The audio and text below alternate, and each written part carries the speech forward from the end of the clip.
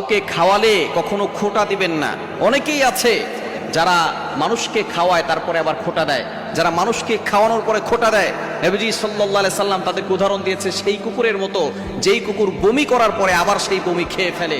সুতরাং খবরদার, আপনি আপনার ছোট ভাইকে খাওয়াচ্ছেন, আপনার বোনকে খাওয়াচ্ছেন, আপনার পিতামাতাকে খাওয়াচ্ছেন, কখনো খাওয়ানোর পরে খোটা দিবেন না যে আমি তো তোমাকে খাওয়াচ্ছি, আমি এটা করছি সেটা করছি, এটা কখনো বলবেন না।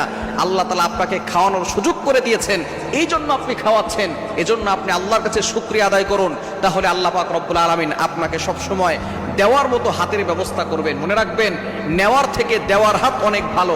আপনি দিতে পারতেছেন, আল্লাহ শুকরিয়া আদায় করুন এবং আল্লাহর কাছে দোয়া করুন, আল্লাহ আমি যেন সব সময় মানুষকে দিতে পারি, আমি যেন আমার ভাইকে দিতে পারি, আমার বোনকে দিতে পারি, আমার মাকে দিতে পারি, আমার বাবাকে দিতে পারি, আমার আত্মীয় স্বজনকে দিতে পারি। এটার জন্য আল্লাহর কাছে দোয়া করুন। আর আপনি যে দিতে পারছেন এর জন্য শুকরিয়া আদায় করুন, কখনো খোটা দিবেন না, তাহলে কিন্তু আপনার সকল সম্পদ নষ্ট হয়ে যাবে।